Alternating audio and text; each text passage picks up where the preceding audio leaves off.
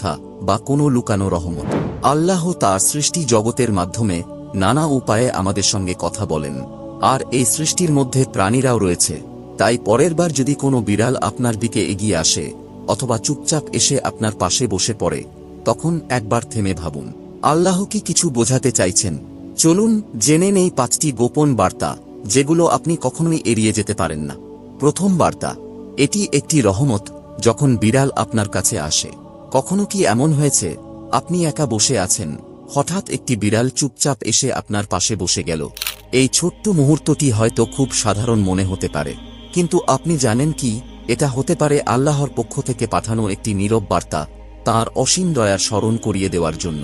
ইসলামে রহমত বা দয়া শুধু একটি অনুভূতির নাম নয়, এটি এক অসাধারণ শক্তি যা মুমিনদের চারপাশে সবসময় ঘিরে রাখে, যদিও আমরা অনেক সময় তা বুঝি না।